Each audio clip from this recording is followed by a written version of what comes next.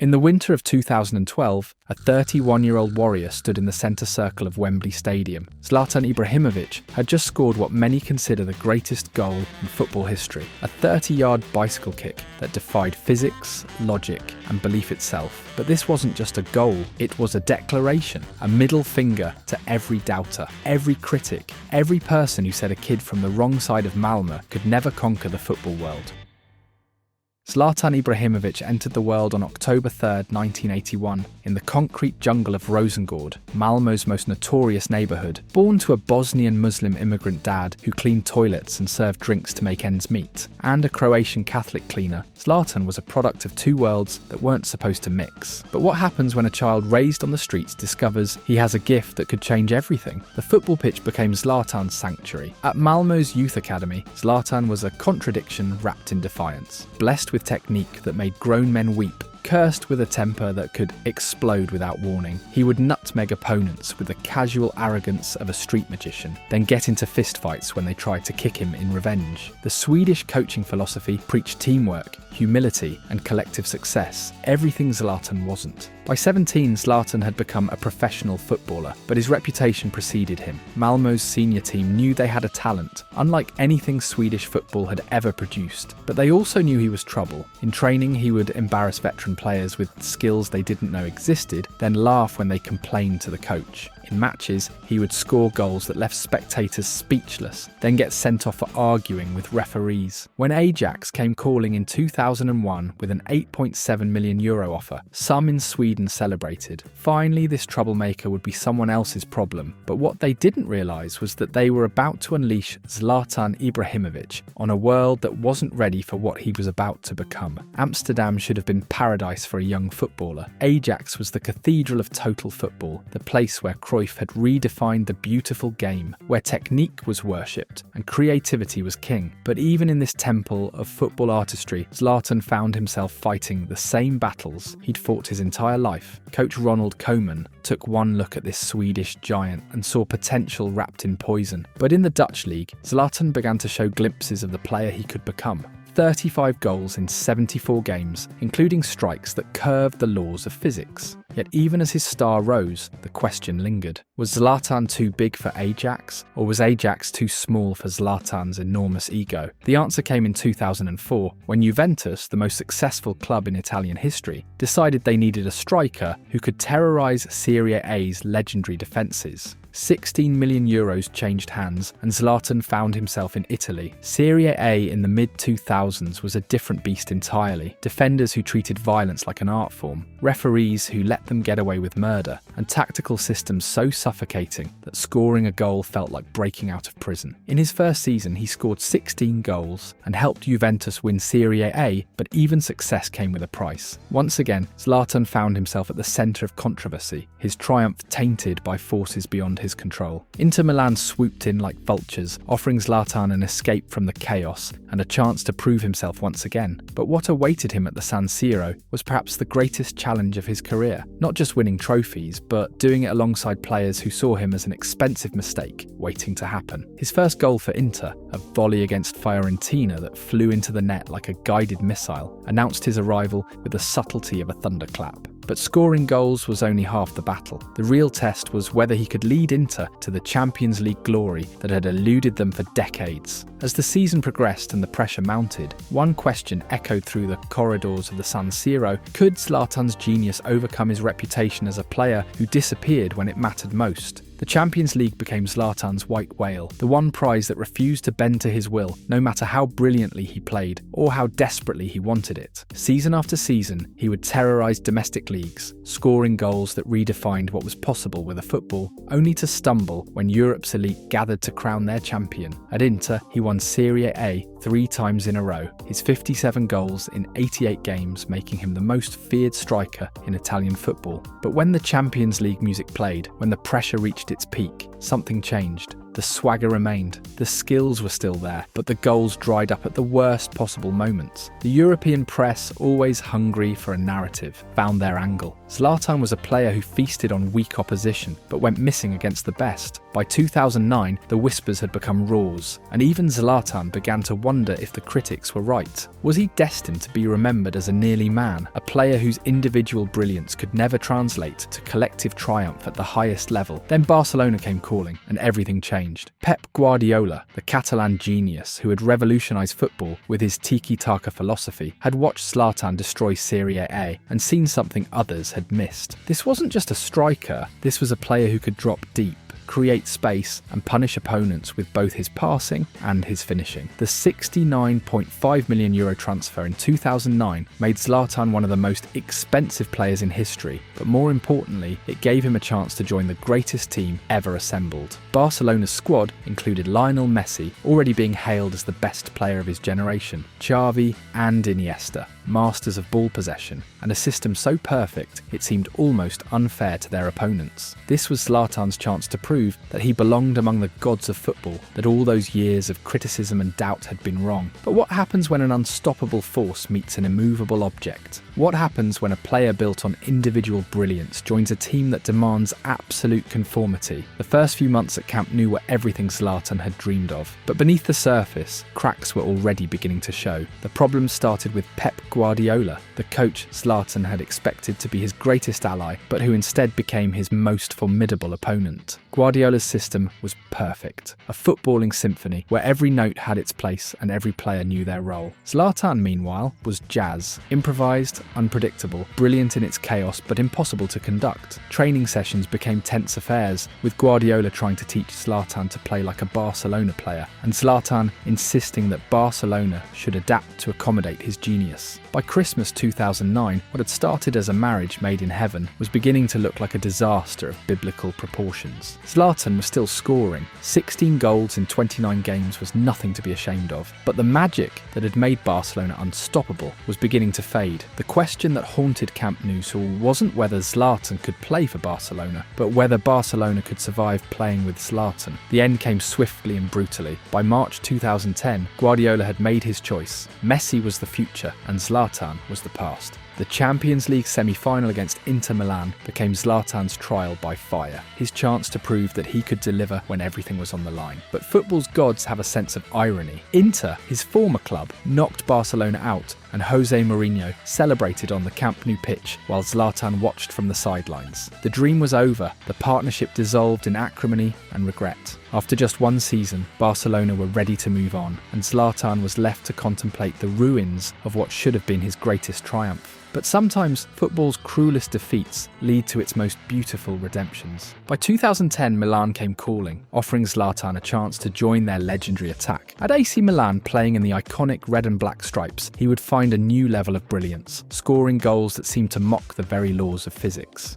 A stretch of brilliance that would redefine what it meant to be a complete striker. In his first Serie A season with Milan, Ibrahimović scored 14 goals and assisted 11 more in 29 appearances. But the raw stats don't tell the full story. He wasn't just scoring, he was dictating tempo, demanding excellence, screaming instructions at teammates and referees alike. Zlatan wasn't just a striker to be supplied, he was the system. Yet Zlatan's leadership was not the textbook variety. There were moments when his combustibility bordered on liability, red cards, clashes with teammates, terse press conferences, but that was part of the package. His volatility was never separate from his genius. It was entwined with it. Zlatan had learned to channel his anger, to use his critics' doubts as fuel, rather than letting them consume him. Milan won the Scudetto that season, their first since 2004. It wasn't a particularly beautiful title. Allegri's side was pragmatic, physical, and sometimes ponderous, but it was ruthlessly effective. At its core was Ibrahimović. He continued to terrorise Serie A defences, proving that he had evolved from a talented maverick into a complete footballer. But the greatest moment of his career was still waiting, brewing in the winter air of a London evening where he would deliver a goal so perfect, so impossible, that it would silence every critic and doubter forever.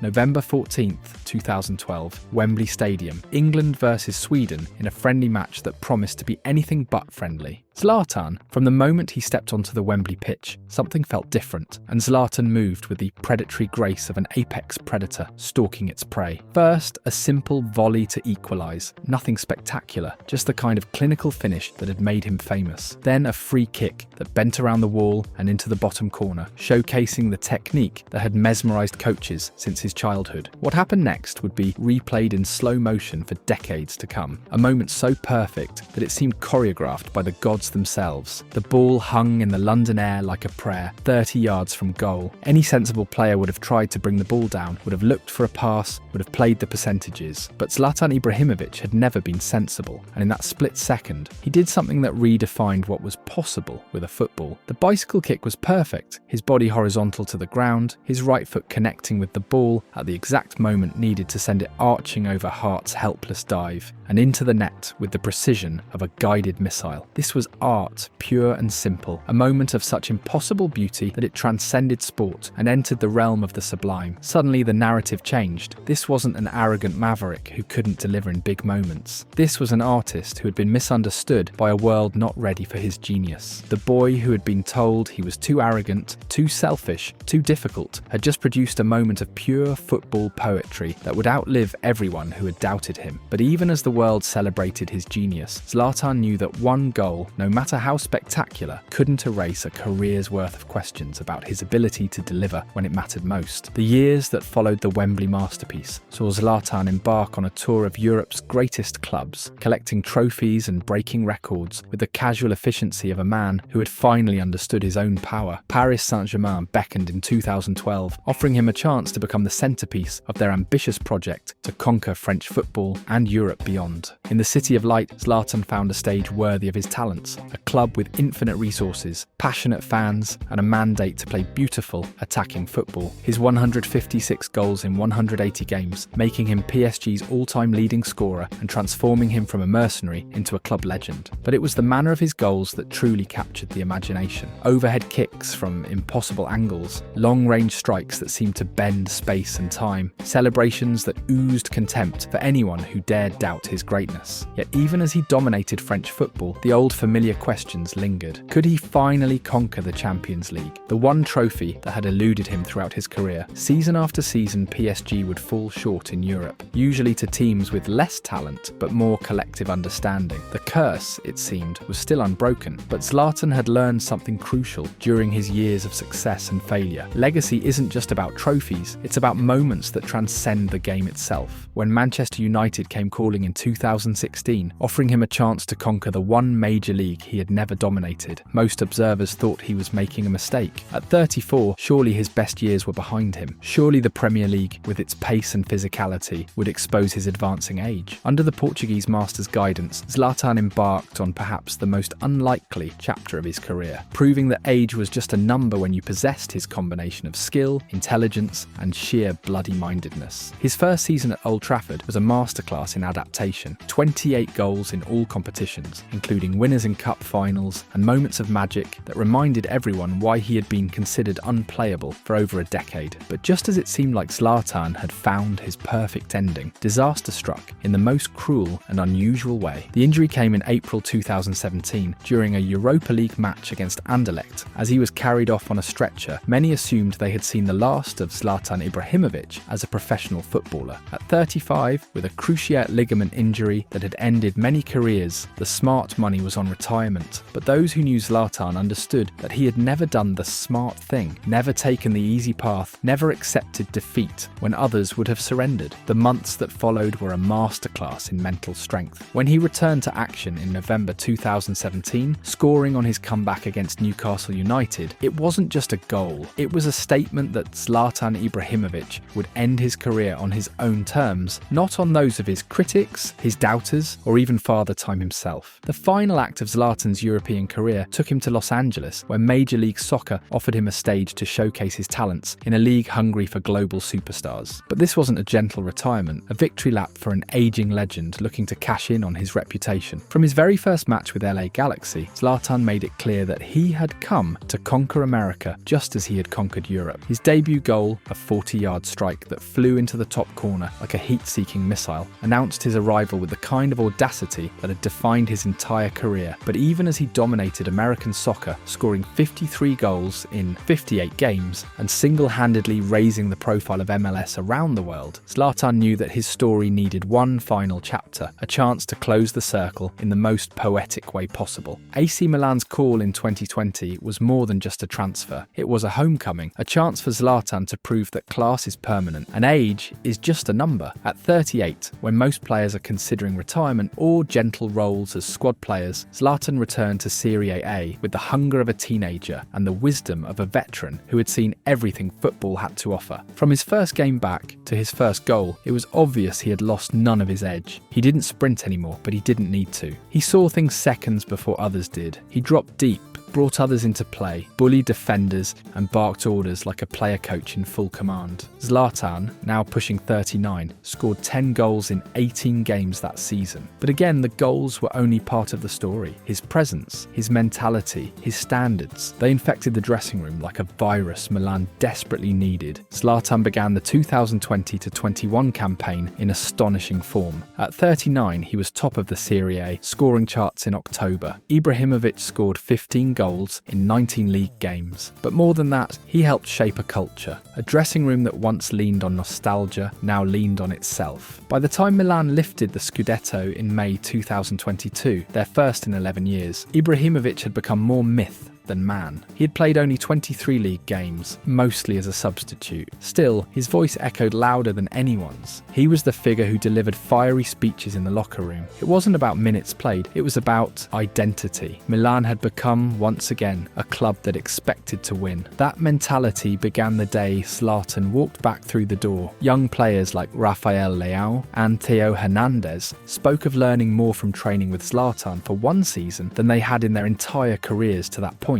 But even as he continued to defy expectations, scoring goals and creating moments that reminded everyone of his genius, Zlatan knew that the time was approaching when he would have to make the most difficult decision of his life, when to walk away from the game that had defined him for over 2 decades. The announcement came in June 2023, delivered with the same dramatic flair that had characterized everything Zlatan had ever done. "It is time to say goodbye to football, but not to you," he told the assembled media, his voice carrying the weight of 22 years at the highest level. The statistics were staggering. Over 570 goals for club and country, 34 major trophies, and a career that had taken him to 8 different countries and made him a global icon. But numbers could never capture what Zlatan Ibrahimović truly meant to football. He was more than just a player. He was a force of nature, a reminder that the beautiful game was big enough for personalities as large as his ego and talents as extraordinary as his technique. From the moment he first picked up a football in the housing projects of Malmö to his final kick at San Siro, Zlatan had remained true to himself, uncompromising, unapologetic, and utterly unique. He had never won the Champions League, never lifted the World Cup, never achieved some of the honours that define other great careers. But he had done something perhaps more important. He had shown that football was not just about conformity and collective success, but about individual expression and the courage to be different. Today, as football becomes increasingly sanitised and predictable, Zlatan Ibrahimovic's legacy burns brighter than ever. In an era of media training and corporate messaging, he was authentically himself, arrogant when he felt like it, generous when it mattered, brilliant when the moment demanded it. The boy from Rosengård who was told he would never make it because he was too different had not only made it, but had redefined what it meant to be a football superstar. His autobiography became a bestseller, his quotes became internet memes, and his goals became the stuff of legend. But perhaps his greatest achievement was simpler than all of that. He had remained Zlatan Ibrahimović, unchanged and uncompromised, from his first professional contract to his final goodbye. In a world that constantly demands we become smaller, quieter, more palatable, Zlatan had chosen to become larger, louder, and impossibly himself. The Lion had roared his way through 2 decades of football history, and though his playing days were over, his legend would echo through the stadiums of the world forever. For every kid growing up in a rough neighbourhood, told they don't fit the mould, told they're too much, too different, too difficult, Zlatan's story whispers the same message he had been shouting his entire career. Dare to be great, dare to be different, and never, ever let them make you smaller than you are.